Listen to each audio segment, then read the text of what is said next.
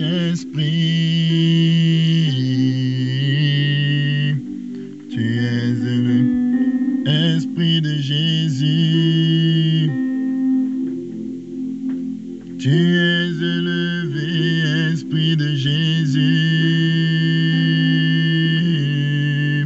Tu es élevé. Bonjour, bien-aimés du Seigneur. Bienvenue dans notre émission Le Pain Vivant Quotidien. Aujourd'hui, nous sommes lundi, le premier jour de la semaine selon le calendrier grec. Et nous allons parler justement de ce que Dieu a fait le premier jour dans sa création. Et chaque lundi, nous parlerons toujours de ce thème et nous le développerons. Alors, nous allons donc parler de l'intimité avec le Saint-Esprit, l'intimité avec Dieu, l'intimité avec Jésus. C'est la même personne. Le Père, le Fils et le Saint-Esprit, c'est la même personne. Alors, on va aller se positionner dans Genèse 1 à partir du verset 1 à 5. C'est notre texte de base de tous les lundis. Genèse 1, verset 1 à 5. Positionne-toi, mon frère. La Bible me dit ici, au commencement, Dieu créa les cieux et la terre. La terre était informe et vide. Il y avait des ténèbres à la surface de l'abîme. Et l'Esprit de Dieu se mouvait au-dessus des eaux. Dieu dit que la lumière soit, et la lumière fut. Dieu vit que la lumière était bonne, et Dieu sépara la lumière d'avec les ténèbres. Dieu appela la lumière jour, et il appela les ténèbres nuit. Ainsi il y eut un soir, il y eut un matin. Ce fut le premier jour. Alléluia. Donc, la première chose, vous savez que tout premier appartient à l'Éternel. La Bible dit qu'il est le premier, il est le dernier. Donc, ce que Dieu fait au premier jour est tellement fondamental pour ma vie, pour ta vie. Au premier jour, Dieu dit que la lumière soit. Je vous rappelle ici que cette lumière n'est pas les astres, ce n'est pas le soleil, ce n'est pas la lune. Car on va le voir jeudi prochain, c'est au 4e jour que Dieu crée le soleil pour présider au jour et la lune pour présider à la nuit et les étoiles. Et il les place dans le ciel. Donc ici, ce n'est pas le soleil. Donc quand on dit que la lumière soit, ne crois pas que c'est le soleil. Il s'agit de Jésus de Nazareth. Comment je le sais? Va te positionner dans 2 Corinthiens 4 à partir du verset 5 à 7. Paul nous donne la révélation. 2 Corinthiens 4, verset 5 à 7. Lis avec moi 2 Corinthiens chapitre 4, verset 5 à 7. La parole de Dieu nous dit, nous ne nous prêchons pas nous-mêmes. C'est Jésus-Christ le Seigneur que nous prêchons, tu entends? Et nous nous disons vos serviteurs à cause de Jésus. Verset 6, car Dieu qui a dit, la lumière brillera au sein des ténèbres, tu entends que la lumière soit, c'est ça. Dieu qui a dit que la lumière brillera au sein des ténèbres, a fait briller la lumière dans nos cœurs pour faire resplendir la connaissance de la gloire de Dieu sur la face de Christ. T'as vu, non? Donc, cette lumière-là qui n'est ni le soleil ni la lune que nous voyons physiquement, c'est Jésus-Christ. Donc, Dieu a fait donc briller cette lumière. Lorsque Jésus est venu dans ce monde, Dieu a dit que la lumière soit. Et la première chose que Dieu a fait, c'est que Dieu a séparé. Parce que quand la lumière vient dans ta vie, elle te sépare des ténèbres, mon frère. Tu dois avoir une intimité avec Jésus. Tu dois être en communion avec Jésus. Bien-aimé, je vais te dire ce matin, la Bible dit de Noé, il marcha avec Dieu et Dieu le prie. Mon frère, si tu n'as pas d'intimité avec Jésus, tu ne pourras pas vraiment être sauvé. C'est Jésus qui te sauve. Si tu es marié, quand tu vas mourir, ta femme n'ira pas dans la tombe avec toi. Si tu as des enfants, quand tu vas mourir, même si tes enfants t'aiment comment, ils ne vont pas entrer dans la tombe avec toi. Si tu es pasteur, même si tu as un grand ministère, le jour où tu meurs, on va simplement t'enterrer. Bien aimé, les fidèles qui t'aiment, tes frères et soeurs qui t'aiment n'entreront pas dans la tombe avec toi. Celui qui ira au-delà de la mort avec toi, c'est Jésus. Voilà pourquoi Jésus a dit dans Matthieu, lorsque vous priez, Dieu veut une intimité profonde avec ses enfants, avec son église. Lorsque vous priez, entrez dans votre chambre. Fermez la porte de ton cœur. Ferme la porte. Et ton Père qui est là dans le lieu secret voit et il te le rendra. Ça veut dire qu'il y a un temps d'intimité profond.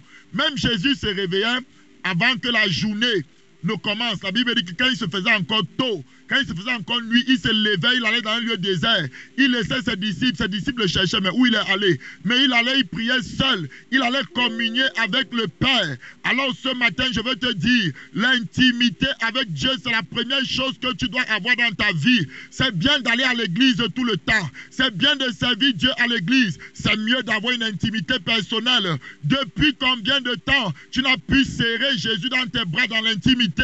Depuis combien de temps as-tu une heure fixe? As-tu une heure fixe où tu rencontres le Seigneur seul à seul, où tu es dans les activités chrétiennes, où tu montes, tu descends? Est-ce que j'ai une heure fixe où je rencontre le Seigneur chaque jour? Parce que Jésus-Christ, c'est la lumière que Dieu a fait briller dans mon cœur. Je dois être en communion avec Jésus. Je dois contempler Jésus. La Bible dit de chercher l'Éternel. Bien-aimé, regarde.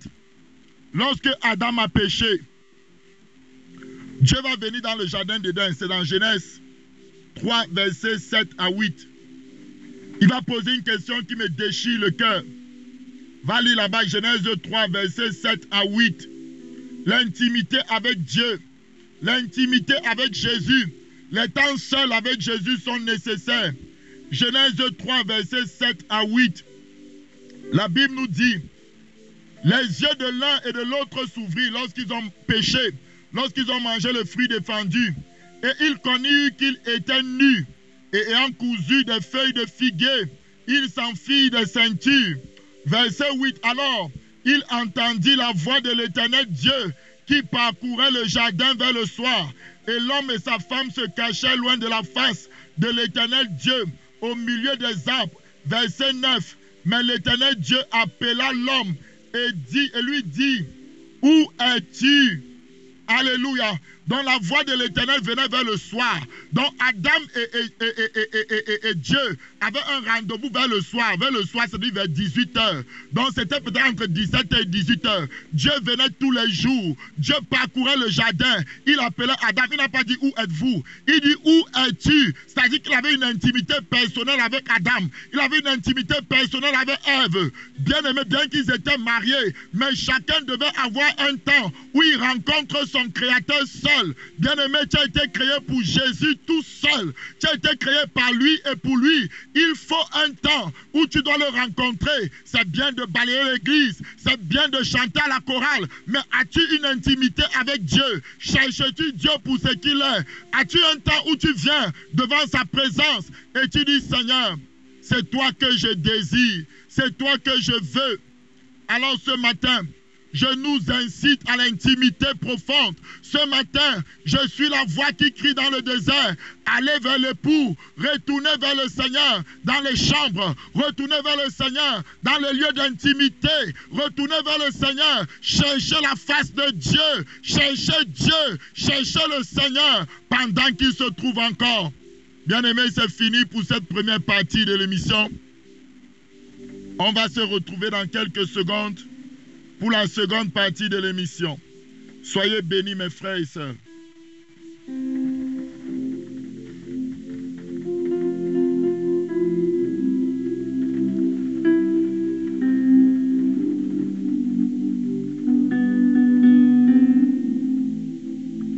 Alléluia, gloire à Dieu. Alors nous continuons notre enseignement sur le baptême d'eau. C'est très important ce que nous enseignons. Nous avons vu que la bonne conscience, on commence à comprendre, ce n'est pas simplement d'être adulte, mais c'est lié à ce que Jésus a fait. Parce que lorsque tu dis à quelqu'un: crois que le Jésus-Christ est le Seigneur, et si tu confesses de ta bouche, si tu confesses qu'il est ressuscité d'entre les morts, alors tu seras sauvé. Vous voyez que dans tout ça, on met l'accent sur Jésus. C'est ce qu'il a fait à la croix, parce que si quelqu'un est ressuscité, ça veut dire qu'il est mort. Donc, on va relire Hébreux 9, verset 9. Va te positionner là-bas. Hébreux 9, verset 9. Donc, Dieu a purifié ta conscience. Toi qui m'écoutes, tu étais homosexuel. Tu avais couché avec des hommes, avec des femmes. Je dis aujourd'hui, tu es devenu chrétien. Tu deviens vierge. Dieu a changé ta vie. Jésus t'a purifié, ce que l'homme ne peut pas faire, ce que la puissance de l'homme ne peut pas. La puissance de Jésus l'a fait. Hébreux 9, verset 9 me dit ceci. Écoute la parole du Dieu vivant. La Bible dit que le voile du temple était encore là. Je mets un peu le contexte. Et le Saint-Esprit montrait par là que personne ne pouvait entrer dans le lieu très saint. Pourquoi? Parce que la conscience était impure. Personne n'avait été sanctifié. Mais quand Jésus vient, écoute, le voile du temple a été déchiré. Je peux même commencer au verset 8. Hébreux 9, verset 8. Le Saint-Esprit montrait par là que le chemin du lieu très saint n'était pas encore ouvert. C'est ce que je disais. Tant que le premier tabernacle subsistait. C'est une figure, verset 9, c'est là où je veux qu'on vienne. C'est une figure pour le temps actuel où l'on présente des offrandes et des sacrifices qui ne peuvent rendre parfait sous le rapport de la conscience celui qui rend ce culte. Est-ce que tu entends ça? Aucune personne de l'Ancien Testament ne pouvait être rendue parfaite sous le rapport de sa conscience. Donc aucune personne de l'Ancien Testament n'avait une bonne conscience. Voilà pourquoi le baptême d'eau n'avait pas été institué en ces temps-là. Mais aujourd'hui, la Bible dit que, à plus forte raison, le sang précieux de Jésus purifiera votre conscience des œuvres mortes. Si quelqu'un est en Christ, il est une nouvelle créature. Les choses anciennes sont passées. Étais-tu drogué? C'est passé. Avais-tu violé des femmes? C'est passé. Du moment où tu as accepté Jésus de tout ton cœur, étais-tu adultère? C'est passé. Étais-tu dans la fornication? C'est passé. Jésus t'a pardonné. Jésus t'a délivré. Si aujourd'hui tu entends ma voix, la Bible dit nous a délivrés de la puissance des ténèbres et il nous a transférés dans le royaume de lumière de son Fils. Si aujourd'hui tu mets ta foi dans le nom de Jésus et non dans ce que tu ressens dans ton cœur et non dans tes choses que tu as fait dans le passé, ça ne sert à rien de culpabiliser. Le Seigneur t'a purifié par son sang. Peux-tu mettre ta foi en lui et commencer à marcher en nouveauté de vie? Ça ne sert à rien de vivre dans le passé. Ça ne sert à rien d'être conscient du péché. Mon frère, ma soeur, confesse ton péché et délaisse-le et viens à Jésus qui te purifiera de toute œuvre morte, qui rendra ta conscience blanche. Tu es devenu saint en servant le Seigneur. Alors on va lire un autre passage. Romains 6, versets 1 à 5. On peut m'aller dans Colossiens 2 d'abord, verset 11 à 12. Colossiens 2, verset 11 à 12. Colossiens 2, verset 11 à 12. Écoute ce que la parole de Dieu dit. Colossiens 2, verset 11 à 12. Et c'est en lui, c'est-à-dire en Jésus-Christ, que vous avez été circoncis d'une circoncision que la main n'a pas faite, mais de la circoncision de Christ, qui consiste dans le dépouillement du corps de la chair. Verset 12. Ayant été enseveli avec lui par le baptême. Tu vois? Donc ici, Paul nous dit que dans l'ancienne alliance, le signe de l'alliance, c'était la circoncision physique. Au 8e jour, on devait être circoncis dans la chair. Aujourd'hui, ce n'est plus ça. Aujourd'hui, même si tu es incirconcis, tu viens à Christ, tu n'as pas besoin de te circoncire. C'est ce que Paul avait dit dans Corinthiens. Je peux vous donner la référence. Donc, reste dans l'état dans lequel Dieu t'a trouvé. Tu étais circoncis, reste circoncis. Tu étais incirconcis, reste incirconcis. Ce n'est pas la circoncision physique qui te fera entrer au ciel. Mais Paul nous dit ici clairement que le signe de la nouvelle alliance, c'est quoi? Je vais relire le verset 11 pour qu'on comprenne bien la parole. Et c'est en lui, en Jésus-Christ, que vous avez été circoncis d'une circoncision que la main n'a pas faite. C'est-à-dire qu'on ne parle plus d'une circoncision physique que la main va faire, non, mais de la circoncision de Christ qui consiste en quoi?